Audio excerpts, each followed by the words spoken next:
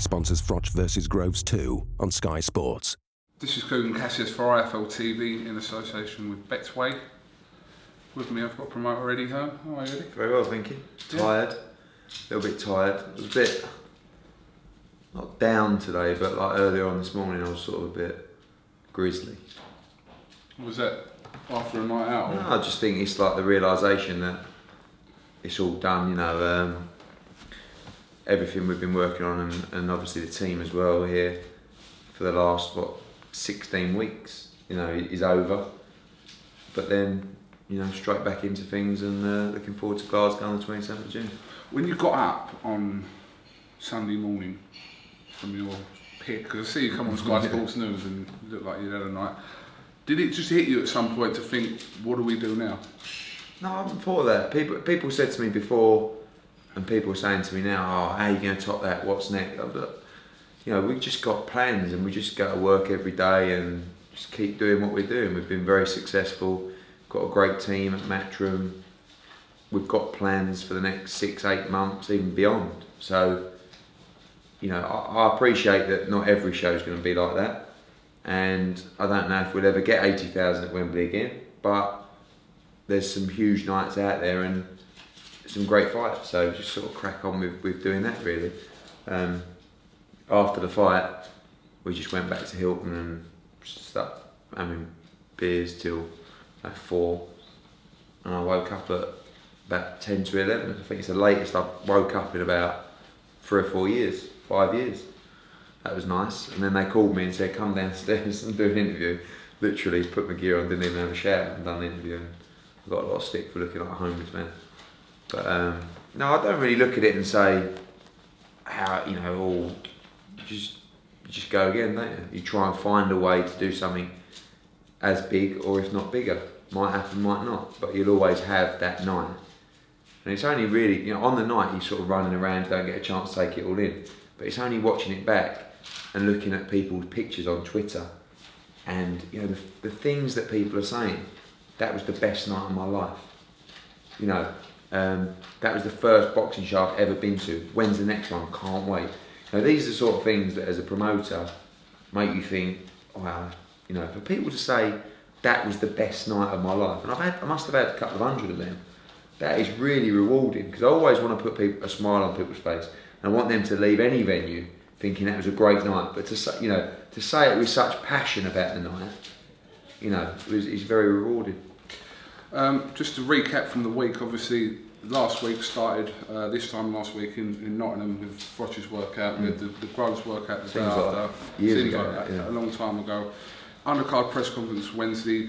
The final press conference where kind of people were, we spoke about this before, expecting big fireworks and, you know, nothing really happened. And at the weigh-in there was a little bit of, well, involving the security rather.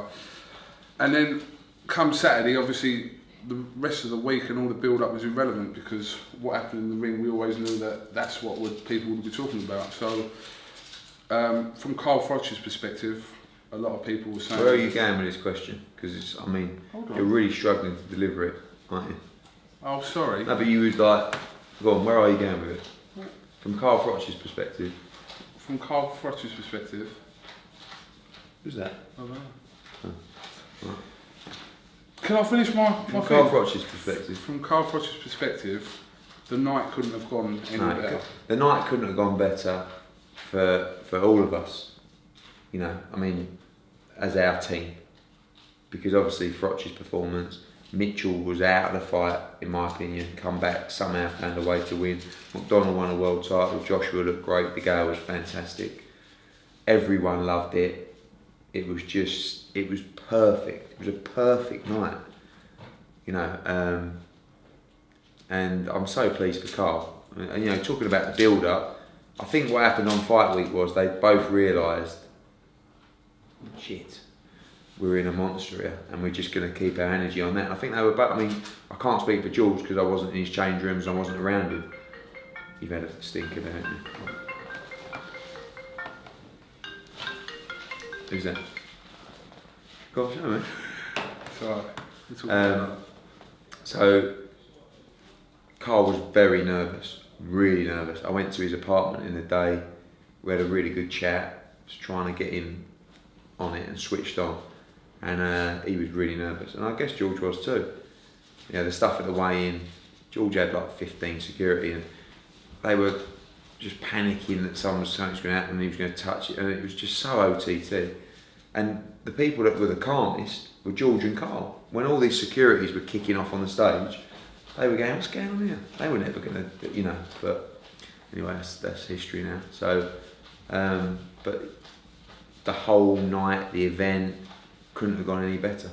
The point I was trying to make was the whole build. Yeah, go on. What was that point? The whole build-up has played into Carl's hands at the end of the day, because there was a lot of talk of the psychological stuff, the mind games and experience. I just think he used his experience. He wasn't going to let what happened last time happen again. It's very difficult in a rematch. When you know what to expect, you can handle it a lot better, and you can put measures up to make sure that it doesn't happen again. And he didn't let George get in his head. But he was so focused for that fight, George was never going to get in his head anyway. I don't think there's anything George could have done that night to beat Carl Froch, because, you know, ultimately he was just, you know, he was too good, firstly, and he was too determined, and he was just, you know, he just used the experience and he got the job done. Leading into the 8th round, it seems quite level. A lot of people sort of had Froch up a round or so, but it was close leading into the 8th. What did you think going into the 8th round was going to unfold into the next? I thought it was really close. I mean, I felt that Froch was up only by a round or two tops. I actually thought one judge had Groves up by 1 round. He had him up by 3 rounds. It's outrageous to have Groves up by 3 rounds in that fight. I mean, it does, everything's subjective, and it depends what you like. If you like someone who's boxing and moving and trying to nick it, then you're going to think George was up. But if you like someone who's forcing the fight and throwing a lot more punches, and then you go for Froch. I think most people had Froch up slightly. But at that point I was really confident. I thought Carl was going to wear him down. I didn't see a stoppage like that coming. I don't think many did. I thought he'd just pressure and stop him late on. But I did want him to push the pace a little bit, because, you know, we were getting 8th round, you know, but George was tiring, and there's just a couple of things that happened, and I think Carl tried to hit him on the break, and George sort of went to the ref and looked at his corner, and I thought maybe this is turn now, and Carl was hitting him with some great body shots as well. But it was really, really close, but I was confident. Once we got the early rounds out of the way, it was definitely number 1. I was very confident that Carl was going to do the business. Options going forward. It was a lot of, not mixed messages, but there was a lot of options mentioned after the fight in relation to Carl's next potential fight. So I'll run through them with you, and you tell me the possibilities. Mikkel Kessler obviously was at ringside and openly stated that, you know, he wants to fight the winner of these two, but where is he in the pecking order? He's right up there. I mean, look, everybody loved Kessler, Froch Kessler 1, everyone loved Froch Kessler 2, and a lot of people want to see Froch Kessler 3, the decider. You know, the whole thing is a numbers game, really, and Carl Froch will only fight again if it's a fight that gets him motivated, and if it's a fight where the numbers make sense. He's done everything in his career. And, you know, people keep saying to me, is he going to retire? I don't know. I would say no, but if I can't produce an opportunity for him that makes him get out of bed and do those hill runs in the morning, and also shows him another big paycheck, then maybe he won't fight again. So I don't know that Kessler in November, December provides that paycheck, and if it doesn't, then he, you know, and if there's no other options then maybe he won't fight him this year. Maybe he'll just wait till next spring, next summer. You know, you know, it's so early to even look at options at the moment. That's my job, really. In Carl Froch's mind now, it's job done. I'm going to go and chill out with the family, relax, and, you know, just see what Eddie comes up with. And it'll be my job over the next month to come up with those opportunities. And Mikkel Kessler is right up there as one of them. Sakir Bika, the WBC super middleweight champion, was there all week pretty much, and he came into the press conference and he put his belt on the table, etc., etc. Cringe that, wasn't it? Yeah, I mean, Froch Beaker as an appealing wise doesn't really appeal to the mass audience, does it? No. I mean, look, Beaker's done fantastically well. He's got the WBC title. At this stage for Carl, it's not really about belts. You know, if we were looking at 4, 5, 6 years ago in Carl's career, of course, go and win all the belts. But he's won the WBC title twice. You know, and the Beaker fight from a financial perspective isn't really up there. From a demand perspective, especially amongst casuals, isn't really up there either. So the Beaker fight is not really on the radar. Okay. Andre Ward. Not really, because and it's nothing to do with the fact that he's very good, and he is, and it's a really tough fight for Carl Froch. There is the incentive to avenge the defeat, but you know, from a financial perspective, Ward. I know I'm going to get criticism for this because a couple of people had a pop at me at what I said on the stage. Ward's not a draw. You know, for that fight to be worth the money, it would have to be pay-per-view in America, and it's not. So what am I going to do? You know, Ward's going to want too much money for that fight. He's not a draw. It's not a really entertaining fight because stylistically, he's not that exciting. But the reason for that fight is to try and avenge the defeat, which I know Carl want to do, but it's not on the radar for the next one. Okay, and finally, he's mandatory as it stands today. James Degale. James Degale said in the post-fight press conference that he's done his part. Now it's down to you. Yeah, and James Degale will get a world title shot next. That is my job, and I'll deliver that. I'm seeing him on Wednesday. I can't tell you whether that'll be Carl Froch or not. That's up to him. As in Carl Froch?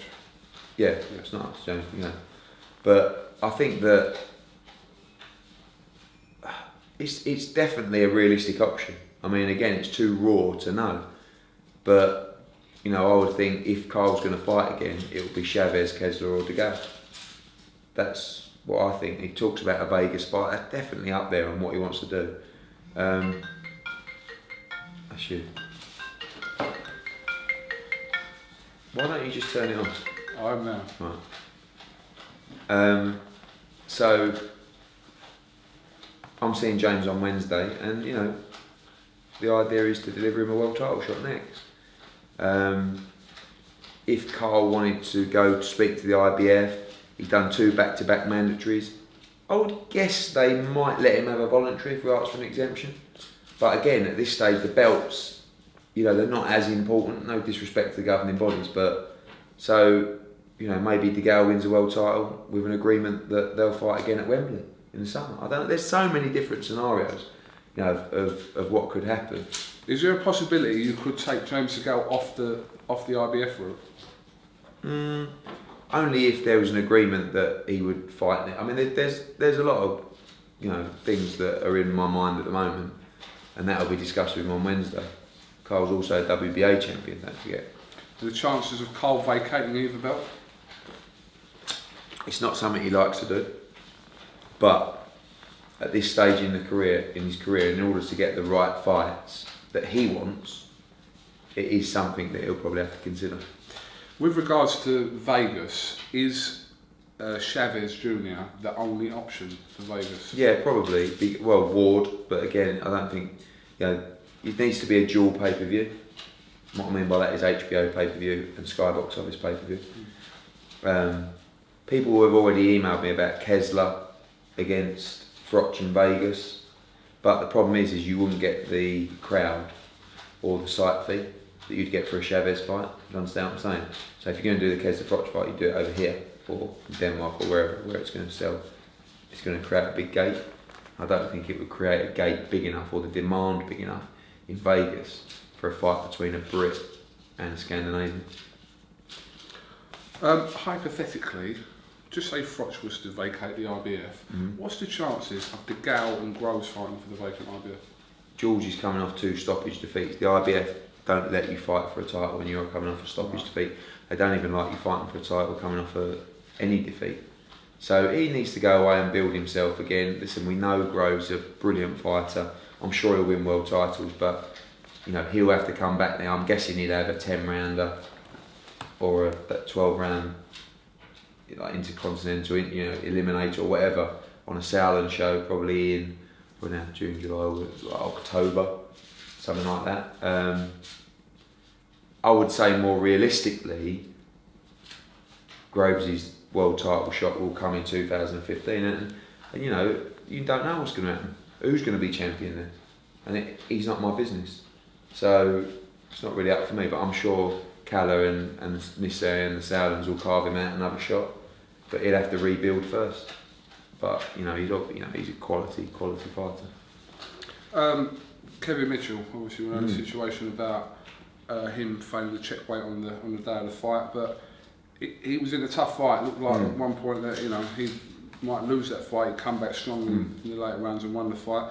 Where are we with him as regards to Vasquez? Well, we're speaking to the IBF. I mean, the rules. Kevin. I feel sorry for Kevin in a way because he trained so hard for his fight. He's got a reputation for being a bit of a, messer. Which since we've looked after him, he hasn't been at all. He's worked so hard, and you saw how fit he was in that fight. That was a tough fight. Maduma was quality. And basically, he's had these IBF fights before. For people who don't know, you can't be more than 10 pounds over the limit on the morning after the weigh-in. So his last IBF title fight, I think he was £6 over, and the one before he was £7 over. So he's gone away, and he's done exactly the same thing, eating the same kind of food, but he hasn't checked his weight. He's just got on the scales. I mean, it's like a schoolboy error. Just expecting to be £6-7 pounds over, and he's £1.5 over. He's £11.5 over the limit. And the IBF rules are that they give you 2 hours to lose that weight, but the British Boxing Board of Control rules are you can't lose any weight on the day of the fight. So there was a bit of a, I feel we've got half a case with the IBF, but listen, cut a long story short, I've already spoken to Vasquez, who is up for the fight regardless. It will just mean Kevin's voluntary, so the terms for him won't be quite as lucrative, mainly in terms of options, as it would have been if he was mandatory. But tough shit, that's his mistake. But I expect him to fight Vasquez in October in London. Okay. Jamie McDonnell won the WBA bantamweight title against a tough opponent in Naratchawak.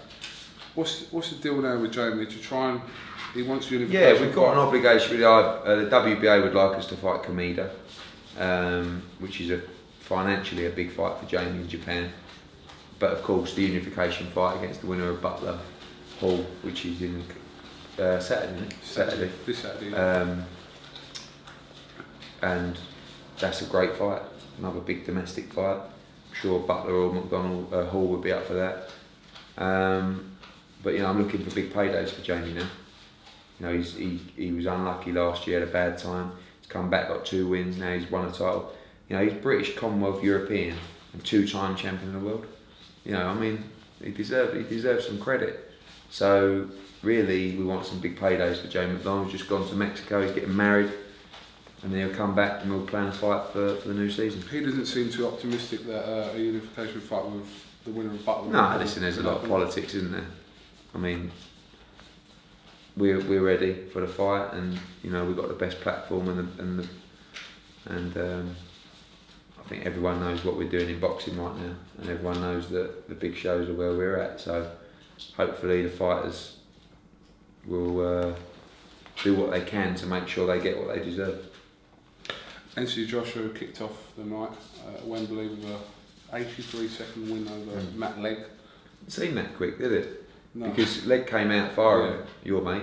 Yeah. Didn't know you'd known Matt Legg for 10 years. Yeah. But he had a go. He hit AJ with a couple of decent shots, but ultimately it's the same old story, isn't it? You get hit on the chin by Anthony Joshua and it's over. So after about 60 seconds of that fight, I was thinking, this is alright. Good on you, Matt Legg. Hopefully they'll get a couple of rounds in. Boom, uppercut, done. So, and again, some people know, some people don't. AJ had a restricted camp for that because he's coming back a little bit later than we wanted from injury, and now we look to step him up against Skelton on July 12th. That'll be interesting. Seasons. Well, I think you give him some rounds. We need to find someone that's going to give Joshua rounds. You know, and we've chosen some durable fighters so far. I'm not saying that was Matt Legg, but we have chosen some, and he's knocked them all out in a round. So we've got to find someone that's going to give more. Give him rounds. You sent a tweet out yesterday with 3 fights on it. Probably a wish list of yours to make. Cleverly Bellew, which is a very realistic possibility for this year. Quick Frampton, Calm Brook. Do you really think them latter fights can really be made? Speaking honestly. Well, Kel's fighting Sean Porter, and we'll close that off in the next 24 hours. Bellew will fight Cleverly if they both come through on July the 12th. And I believe Frampton will fight Quick. I do. Kell Brook, Sean Porter, is something developed recently? Yeah, we're very close now. We emailed the IBF, myself and Golden Boy last night to say purse bids are due tomorrow. So we emailed them to ask for a 48-day extension because we're about to agree terms. So that'll be made public probably middle of the week. Okay, and when are you looking to put this fight on? August. August. Obviously in America. More than likely, yeah. I mean, we've done all we can to try and get it here, and it's just not of interest to Porter. Can go to purse bids, but at 75-25 we're in a tough spot. We're at a position now where we're getting to a stage where we're nearly happy, and Kel's training so hard and he's ready to go. So, you know, we're looking at dates in early August. Potential places? New York. But again, you know, if we do go down that route, it'll be a Golden Boy show. So I'll let them do the announcements. And would it be a show on its own for Kell Brook? No. There's talk. It's a great show. There's talks of some great fights on there. So. Okay. I don't want to. I know the fights, but yeah, that's enough. To come out and start announcing other people's fights wouldn't be the best. It wouldn't be. All right. Well, just a bit of catch up. It's a nice t-shirt. Thank you. Is that who you are? I'm very casual today, and Sky Sports phoned me up saying they want to come and do an interview. So I'm not sure how that's going to. When will you find out the numbers that done over the weekend? Well, we know already. We've got an indication. You don't know for sure till we get our first statement from Sky. But I've got an indication of the numbers. You know they're not made public, but they're as you would have imagined. So we're very. What you hoped for is it? It's better than what I hope. Listen. There's a bracket of what you hope for, a low and a high point, and it's. When I first made the fight, I had numbers that I expected to do, and it's much better than that. But when the fight was getting bigger and bigger, I expected to do what it had done anyway. But it's great. Okay. Do you have an exact crowd from Saturday as well? No, 70. I think it was 78 something. For all those people that thought we'd only done 35,000 tickets, or the touts had bought them all. And let me tell you something as well. Do you know how many tweets I got from people saying, "I can't believe it. I bought my ticket on one of these resale sites, and I've just had an email from them to say that they hadn't, they were unable to locate the ticket." I mean, people got to realise. I understand touts bought tickets. That's what they do for huge events. But when a resale site advertises for a ticket, they don't necessarily have it. And I bumped in. I won't tell you the name of the person, but I bumped into a fighter who also works on, let's say, ticket sales outside of high-profile events, and I saw him outside the hotel, and I said, "What's the situation? What's floating about?" He went, "Absolutely nothing." So, as always, touts will always try and get their hands on tickets for big events, but these tickets were mainly bought by fans, and from all the tweets I'm seeing now, all the pics, it's so good to see. I didn't retweet everyone, but I did retweet quite a few. But people get the ump, don't they? Just timeline. But so as a whole, everything went smoothly. There wasn't, nothing went. The only one issue, it wasn't even an issue, is that when the walk-ins came on, Sky wanted everything to be totally pitch black for the pyrotechnics and the lasers, so the screens didn't show the walk-in. Right, yes. And I think, if looking back, that's probably something that, in hindsight, they should have done, or we should have had a chat with them to do. But other than that, everything. All the feedback I'm getting is positive. Transportation. No, I didn't see any trouble in the crowd. Did you? I mean, which is for 80,000. You'd expect something. And the thing is that I've seen some pictures from people who are sitting 2 rows from the back.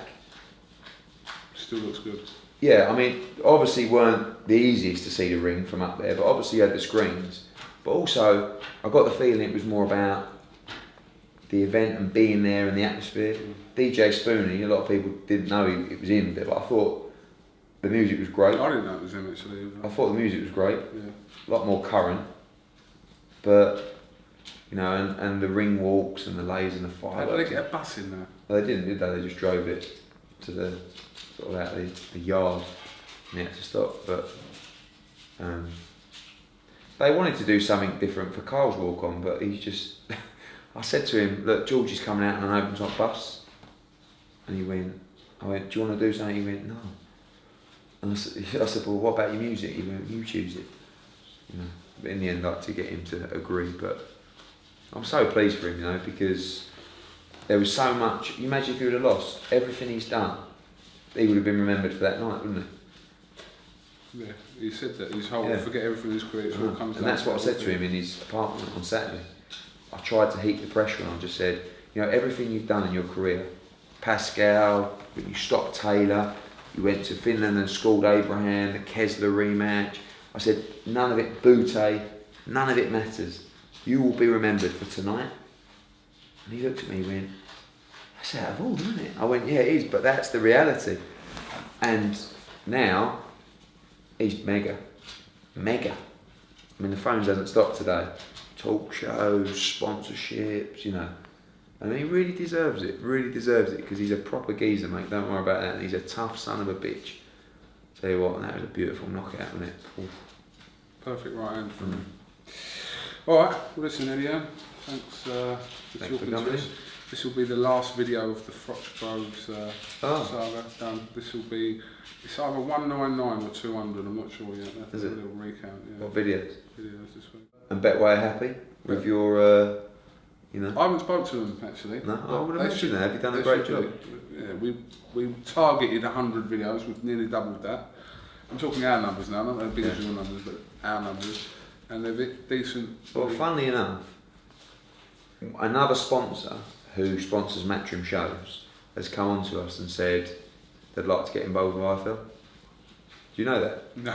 No, I'll tell you about it. It's a true story. It's a true story? Yeah. So you're in demand. Interesting. But I think that all the other promoters that are watching, you should also try and make sure you link your sponsors from the shows in with IFL to give the sponsor additional exposure and additional value for money. I'm not going to lie, this would help a lot. But Betway... We're raising the bar. We used to just give you 500 quid a week. Now we're giving you big dough. So now the other promoters have got to follow suit. They followed suit when we started paying for you all the time. Now they're doing it, which is great. Now they've got to start finding you the sponsors. Agree with everything you said, because just retract the 500 quid thing for the cynicals at home. What's that? No, I don't do it anymore.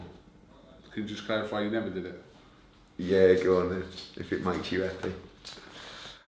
So you haven't got a show on until the end of the month now. Yeah. Glasgow. Yeah, June the 27th, Burns against Latigan, winning Limond against Woodhouse, Simmons against Camacho, Scotty Cardle, Brophy, etc. July the 12th, we're just working on now. Cleverly, Bellew, Callum Smith, Rocky Fielding, Joshua, big show at the Echo, and finalising that, and we'll announce. I hate giving days because if I don't do it on that day, I'll get grief. You said you were going to announce it on Wednesday, so I'll say Wednesday, Thursday or Friday this week we'll be making a full announcement about that card. Okay. And also just finally, Brian Rose has already left for America. Yeah, he's out there. He checked in last night, spoke to him last night. He's in an apartment out there in New York living the dream. And June the 14th he boxes Andrade for the WBO world title. at the Barclays Centre. So I'll be going out there about a week today. So yeah, get ready. Rodnikov is on the field as well. Vodnikov, yeah. Okay, so lots to look forward to. All right, Eddie, and thanks for talking to IFL TV. Pleasure. Congratulations on a epic. successful week for you. Yes, indeed. And congratulations on all the money you made. It's not about that, I know. So the fight is getting the money. I wish I made as much money as people think I made, but anyway, we didn't do bad. This is Kugan Cassius with Eddie Hearn for IFL TV in association with Betway. Thank you very much.